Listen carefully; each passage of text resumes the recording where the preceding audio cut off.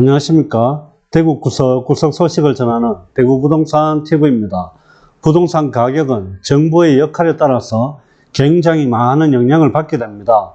부동산 가격이 많이 상승할 때는 정부에서 규제를 하게 되고, 부동산 가격이 하락을 계속할 때는 정부에서 활성화 대책을 내놓게 됩니다. 오늘은 부동산 정책들을 하나씩 짚어보고 완벽하게 분석을 해서 21년도, 22년도, 23년도에 부동산 가격이 어떻게 될까 저 나름대로 한번 예측을 해 볼까 합니다. 부동산 가격은 내림과 오름을 반복하면서 결과적으로는 이렇게 우상향을 하게 됩니다. 지금까지의 부동산 연도별 주요 정책들을 보시게 되면 부동산 가격이 이렇게 올라갈 때는 많은 규제를 하게 됩니다. 그리고 가격이 많이 내렸을 때는 활성화 대책을 세우게 됩니다.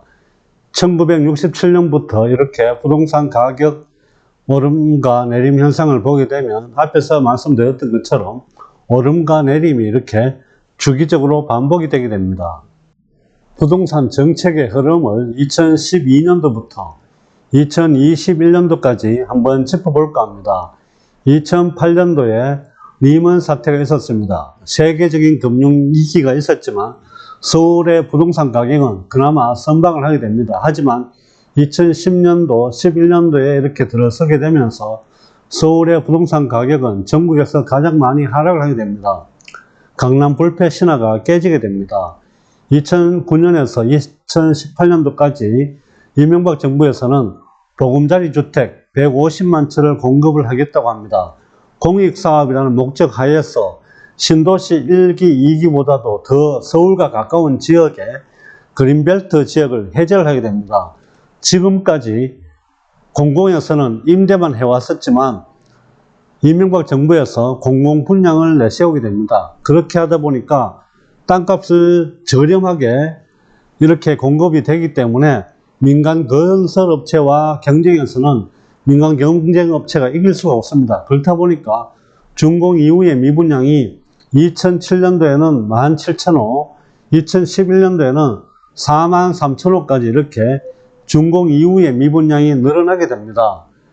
물론 2004년도부터 2007년도까지 참여정부에서 가다한 택지 지정이 되어 있었기 때문에 2010년도에서 2013년도까지 부동산이 침체되는 원인이 될 수밖에 없었기는 합니다. 2013년도에 박근혜 정부가 출범을 하게 됩니다. 박근혜 정부가 출범을 할 당시에는 하우스 푸어라는 이야기가 많이 나올 때입니다. 잃어버린 20년이라고 해서 우리도 인구가 줄고 있기 때문에 일본의 전철을 그대로 밟을 것이다. 부동산 가격은 지속적으로 하락한다는 그런 이야기가 많이 나올 때 박근혜 정부가 출범을 하게 됩니다. 2013년 4월 1일 날 부동산 시장의 정상화라는 내용으로 활성화 대책을 내놓게 됩니다. 그리고 이때 당시에 세월호가 터지면서 조금 더 경기 활성화에 대한 필요성을 느끼게 됩니다.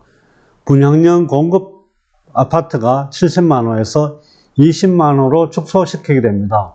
이명박 정부에서 10년 동안에 총 70만호를 공급하겠다고 했던 부분들을 20만호로 축소를 시키게 됩니다. 하지만 이명박 정부에서 벌써 1년 동안에 1년에 7만호씩 3년 동안에 21만호를 공급을 했기 때문에 결국은 공급 계획을 강제로 종료시키는 것이 됩니다.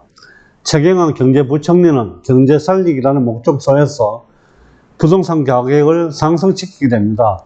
빚을 내서 집을 사라고 하는 그런 시점이라고 보시게 됩니다. 부동산 가격이 올라가게 되면 부자라고 인식을 하게 되고, 그렇게 하다 보면 소비가 늘어난다는 취지에서 부동산 정책을 펼치게 됩니다.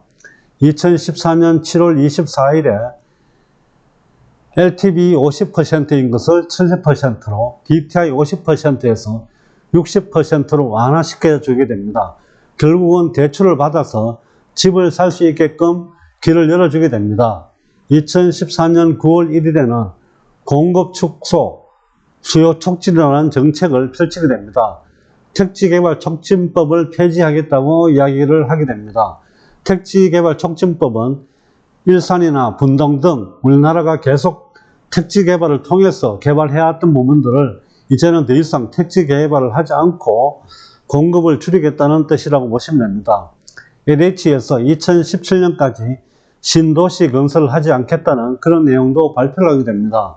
그리고 재건축 연한을 40년에서 30년으로 이렇게 축소시키게 됩니다. 1970년도에 와우 아파트가 무너지면서 구조를 좀 튼튼하게 우리가 아파트를 지었습니다. 이런 부분들을 조금 더 재건축 연한을 40년에서 30년으로 단축시키면서 안전진단검사 통과를 쉽게 만들어주게 됩니다. 주거의 안정성이라는 그런 기점에서 보시면 구조적인 부분들을 40%로 이렇게 보던 것이 20%로, 그리고 주거환경, 주차나 이런 문제들을 15% 보던 것이 40%로 늘리게 되면서 안전진단검사에서 쉽게 통과시킬 수 있도록 그렇게 만들어주게 됩니다. 그리고 임대주택 의무 비율을 완화시켜 주게 됩니다. 이렇게 재건축 연한을 축소시켜 줌으로 해서 전국 전체적으로 봤을 때 멸실 수요가 굉장히 많아지게 됩니다. 임대주택 의무 비율을 완화시킨다든지 이런 영향으로 인해서 더디게 이루어지던 재개발과 재건축이 굉장히 급격하게 이루어지다 보니까 전국에 멸실 수요가 굉장히 많았습니다. 그렇다 보니까 수요에 비해서 공급이 부족하는 그런 현상을 빚게 됩니다. 그리고 2015년 4월 분양가 상한제가 폐지가 됩니다. 2014년 9월 1일 대책에서도 벌써 재건축 연한을 축소시켜 주었는데 분양가 상한제 폐지를 하면서 더더욱 재개발, 재건축이 활성화되면서 멸실 수요가 증가하게 됩니다. 결과적으로 2015년도부터 부동산 가격의 대세장이 이루어졌다고 보시면 될 것 같습니다. 2017년도에 문재인 정부가 출범을 하게 됩니다. 2015년도부터 2016년도까지는 다소 부동산 가격이 오름세로 이어지고 있었습니다. 하지만 문재인 정부 출범 시점에는 시장이 눈치를 본다고 조금 잠잠해진 그런 상태였습니다. 왜냐하면 참여정부에서 종합부동산세를 신설했던 김수현 씨가 문재인 정부의 경제수석이 되면서 어떤 규제가 나올 거라는 그런 심리가 작용을 했습니다. 하지만 초반에 그 규제가 나오지 않고 6월 19일 날 LTV가 70%인 것을 60%로 줄이는 정책이 나오게 됩니다. 그러다 보니까 시장은 별거 없다는 안심 랠리가 이렇게 나타나게 됩니다. 해서 2017년 5월에서 7월 사이에 주간 0.2%, 연간으로 따지면 약 10%의 부동산 가격이 상승으로 이어지게 됩니다. 부동산 가격이 상승함으로 인해서 2017년 8월 2일 종합대책이 나오게 됩니다. 참고로 문재인 정부에서 나온 부동산 종합대책은 2017년 8.2 대책, 2018년 9.13 대책, 2019년 12월 16일 대책이 종합대책이라고 보시면 될 것 같습니다. 2017년 8.2 대책에서는 투기가 1지구와 투기지역을 지정을 하게 됩니다. 그리고 다주택자에 대해서 양도세 중과가 됩니다. 대출 요건을 투기가 1지구에서는 LTV 60%에서 40%까지 이렇게 많이 축소시키게 됩니다. 이러다 보니까 이때부터 대출에서 갭 투자로 부동산 방향이 조금은 바뀌게 됩니다. 주택담보대출도 그 이전에는 건당 대출이었습니다. 하지만 이때로부터 세대당 대출로 바뀌게 됩니다. 재개발, 재건축도 양도 제한이 이루어지게 됩니다. 재개발 지역에서 관리처분 인가 그리고 재건축 지역에서는 조합 설립 인가 이후에 물론 투기가 1지구입니다. 조합은 양도를 제한하게 됩니다. 재당첨 제한도 하게 되고 특히 중요한 부분은 가점제가 100% 실시되는 부분들이 2017년 8월 2일 날 대책에서 나오게 됩니다. 이 가점제의 영향은 추후에 뒤에서 다시 한번 말씀을 드리겠습니다. 그리고 재건축할 때 초과이익 환수제, 그러면서 실수요 중심으로 개편을 하게 됩니다. 자금 조달 계획서도 2017년 8월 2일 날 도입이 되게 됩니다. 거주 요건을 만들게 되고 분양가 상한제를 다시 실시하게 됩니다. 2017년 8월 2일 날 도입된 자금 조달 계획서는 앞으로 우리나라 부동산 정책에 가장 중요한 역할을 할 것 같습니다. 자금이 어디에서 나왔는지에 따라서 부동산 정책을 세울 수 있을 것 같습니다. 대출인지 갭 투자인지 그 자금 출처가 명확하게 밝혀져야 되기 때문에 앞으로 부동산 정책에서 가장 중요한 역할을 할 것 같습니다. 2017년 파리 대책에서 부동산 가격은 다소 하락의 기미를 보이기 시작합니다. 하지만 2017년 12월 13일 임대주택 활성화 방안으로 인해서 다시 부동산 가격이 상승을 하게 됩니다. 임대주택에 등록을 하게 되면 지방세, 종합부동산세, 양도소득세 등을 감면해주고 장기보유 특별공제 10년을 갖고 있어도 장기보유 특별공제가 혜택이 없던 것이 8년 70%를 이렇게 혜택을 주게 됩니다. 그러다 보니까 2018년도는 임대사업자 등록의 한 해라고 할 만큼 굉장히 임대사업자가 많이 늘어나게 되면서 갭투자 전성시대를 맞이하게 됩니다. 2018년도에는 전국에 오르지 않은 지역이 없을 만큼 전국이 상승장으로 이렇게 이어지게 됩니다. 2018년 전국의 부동산 가격이 상승함으로 인해서 2018년 9월 13일 보유세를 강화하는 대책이 나옵니다. 임대사업자가 활성화됨으로 해서 다주택자가 굉장히 많이 발생을 했습니다. 그렇다 보니까 다주택자들에 대한 보유세를 강화를 하게 됩니다. 세율과 세부담 상한을 인상을 하게 되고 종부세를 부과를 하게 됩니다. 청약과 분양권도 주택수에 포함을 하게 됩니다. 하지만 부동산 가격은 벌써 이렇게 많은 상승을 타고 있기 때문에 가격이 많이 올랐습니다. 그러다 보니까 오른 가격에 부동산을 매수하기에는 부담을 느낀 분들이 이제는 청약 시대로 들어가게 됩니다. 분양권에 당첨을 되면 청약 로또가 될 수밖에 없기 때문에 50대, 60대들이 청약에 많이 매달리게 됩니다. 하지만 중요한 것은 가점제 8월 2일 대책에 100%가 나옴으로 인해서 여기에서 소외된 계층이 나오게 됩니다. 부동산 가점은 기간이 오래되고 가족 수가 많아짐으로 인해서 유리한 점을 갖고 있는데 30대, 40대는 기간 가입도 짧을 뿐더러 또한 세대 구성원도 적습니다. 그렇다 보니까 청약에 당첨되기가 굉장히 힘들어지는 그런 타이밍이었습니다. 하다 보니까 갭 투자로 이렇게 몰릴 수밖에 없는 그런 시점이 됩니다. 이때부터 결국은 30, 40대에 연끌이 시작되었다고 보시면 될 것 같습니다. 다주택자의 임대 활성화 대책 이후 9.13 대책으로 인해서 다주택자들은 매수 심리가 다소 줄었습니다. 하지만 청약도 받지 못하고 이러다 보니까 30대, 40대의 1주택자들이 갭 투자로 나서게 됩니다. 더군다나 소득령 154조에는 1주택자가 갭 투자를 하는 경우에 4년 단기 임대를 하게 되면 거주 여건을 배제시키는 정책을 펼치게 됩니다. 2017년 8월 2일 날 거주 여건이 들어갔었는데 이 부분을 1주택자 갭 투자가 4년 단기 임대에 등록을 하면 거주 여건을 배제시키는 정책을 하다 보니까 2019년 하반기에 상승장을 주도를 하게 됩니다. 아마 소득령 154조가 굉장히 많은 역할을 했다고 보시면 될 것 같습니다. 2018년도와 2019년도에는 1주택자의 갭 투자가 굉장히 활성화되었다고 보시면 될 것 같습니다. 그리고 비거주 주택에 대해서 전세 대출을 내고 집을 매수하는 경우도 많이 발생을 했습니다. 해서 2019년 10월 1일 날 대책을 내놓게 됩니다. 전세 대출 규제를 하게 됩니다.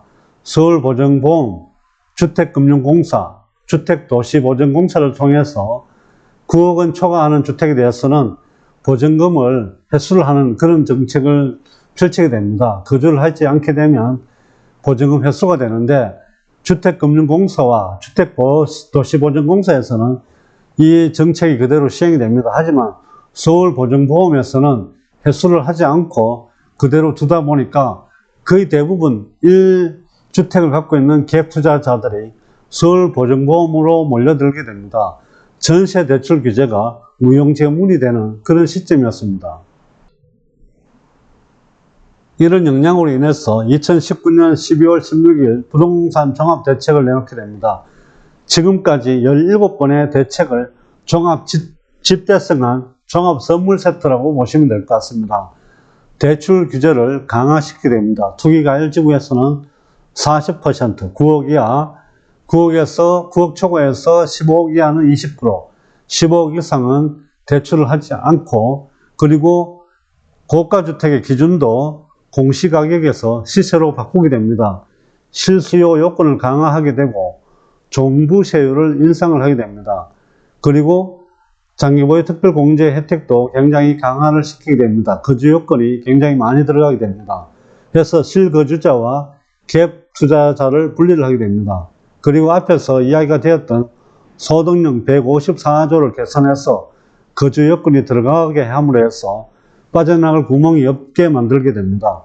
그리고 분양권 양도시 주택수에 포함을 하게 되고 양도세율을 인상을 하게 됩니다. 중과세 대상으로 이렇게 이루어지게 되고 분양권도 중과 대상으로 들어가게 됩니다.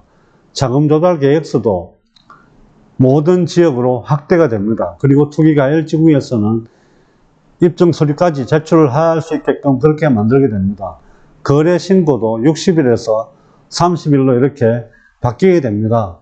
자금 조달 계획서가 앞으로 말씀드렸던 것처럼 중요한 역할을 할 수밖에 없는 그런 시점이 되었다고 지금은 보시면 될 것 같습니다. 그 이후의 대책들은 다소 종합부동산 대책에 대해서 나오는 부분에 미미한 점을 이렇게 막는 그런 거라고 보시면 될 것 같습니다. 지금은 양도소득세가 매우 높은 편이라서 집을 매도하기에는 굉장히 부담을 가지게 됩니다. 하지만 종합부동산세도 만만하지 않습니다. 종합부동산세 계산하는 방식은 공시가격에다가 9억 원을 빼게 되고 공정시장가액 비율과 세율을 곱하게 됩니다. 1주택자가 34평면 공시가격이 7.8억이라고 가정하면 7.8억 빼기 9억을 하면 마이너스 1.2억이 되기 때문에 종부세 대상이 되지 않습니다. 종부세는 9억 원 초과일 때만 나옵니다. 2주택자일 경우에는 7.8억 곱하기 2하면 15.6억이 됩니다. 2주택자 이상일 때 공시가격을 합은 6억이 됩니다. 해서 15.6억 빼기 6억을 하게 되면 9.8억이 됩니다. 그리고 공정시장 가액 비율도 굉장히 높아지게 됩니다. 2019년 85%, 20년 90%, 21년 95%, 22년 100%가 됩니다. 2019년 85% 곱한 가세표준으로 했을 때 8.2억 곱하기 종부세율 빼기 재산세 농토세를 하게 됩니다. 그러면 9.13 대책 전에는 254만 원이 가세가 되던 것이 이렇게 계산을 하면 약 689만 원이 됩니다. 2020년도를 기준해서 보시게 되면 12월 16일 대책 이전에는 940만 원에 내던 것이 12월 16일 적용할 때는 1,500만 원이 나오게 됩니다. 현실화율도 살펴봐야 될 것 같습니다. 현재는 공시가격이 50에서 60입니다. 하지만 앞으로 9억에서 15억은 시세의 70%, 15억에서 30억까지는 75%, 30억 원 이상은 80%. 그러니까 앞으로 시세가 오르면 공시가격도 시세에 따라서 비례해서 올라가게 될 것 같습니다. 시세가 16억일 경우에 공시가격은 50%일 때는 8억이지만 75% 적용하면 12억이 됩니다. 공시가격 곱하기 공정시장 가격 반영 비율도 이렇게 모두 올라가기 때문에 앞으로 보유세 부담도 만만하지 않을 것 같습니다. 과연 이 많은 보유세를 부담하면서 매물을 안고 갈 거냐라는 부분도 아마 생각을 해봐야 될 것 같습니다. 마지막으로 대구 부동산 시장의 전망을 저 나름대로 한번 해볼까 합니다. 물론 저의 개인적인 사견이기 때문에 참고로만 보시면 좋을 것 같습니다. 앞에서 정책적인 내용을 살펴보았을 때 종합부동산세가 연도가 지나면서 계속해서 부담이 될 수밖에 없습니다. 양도소득세 부담도 많이 크지만 종합부동산세 때문에라도 다소 시중에 매물이 나올 수도 있지 않을까 그렇게 저는 예측을 해보게 됩니다. 그리고 평가지수에서도 대구는 전체적으로 현재 아직까지는 매매 가격은 올라가고 있습니다. 전세 가격도 올라가고 있습니다. 하지만 대구의 매매 가격과 전세 가격을 대비해 보면 굉장히 고평가가 되었습니다. 그리고 대구의 소득 대비 매매 가격도 굉장히 고평가되어 있다고 보시면 될 것 같습니다. 그리고 물가 대비해서도 대구의 매매 가격은 분명히 고평가되어 있습니다. 주택 구매력 지수 역시 대구의 소득이나 그리고 대출금 상환 능력을 보더라도 아직까지는 고평가가 아닌가 그렇게 생각을 합니다. 매매와 전세 가격에서 보면 전세 가율이 계속 지금 많이 떨어져 있습니다. 매매 가격이 올라가다 보니까 전세 가격이 따라가지 못하고 있습니다. 물론 지금 아직까지는 수요와 매매와 전세의 수요가 더 많기 때문에 이 부분은 좋은 쪽입니다. 입주 물량은 22년도, 23년도 가면서 많은 물량이 나올 가능성이 있습니다. 현재 미분양은 이제 시작되었다고 보시면 될 것 같습니다. 결론적으로 본다면 지금 대구 부동산 시장은 나쁜 쪽으로 이렇게 흘러가고 있는 것 같습니다. 현재 다소 고평가되어 있습니다. 물론 전세 수급이 높고 미분양도 양호한 편이긴 하지만 당분간은 그래서 무상향 가능성이 커 보입니다. 하지만 앞에 말씀드렸던 것처럼 현재 상태가 고평가이고 입주 물량이 계속 늘어날 계획입니다. 그리고 전세 수급이 입주 물량이 늘어나면 일정 수준 이하로 떨어지게 될 수밖에 없습니다. 그러면 매매 수급이 급락하고 매매가도 하락 전환될 수가 있습니다. 23년부터는 입주 물량이 굉장히 급증할 수밖에 없고 이런 상황이기 때문에 22년 중순 이후부터는 매우 조심해야 합니다. 신규 매수는 정말 보수적으로 접근해야 될 것 같습니다. 오늘은 부동산 정책을 통해서 대구 부동산 시장의 전망을 살펴봤습니다. 오늘의 영상이 도움이 되셨기를 바라며 좋아요와 구독도 꼭 눌러주시기 바랍니다. 감사합니다.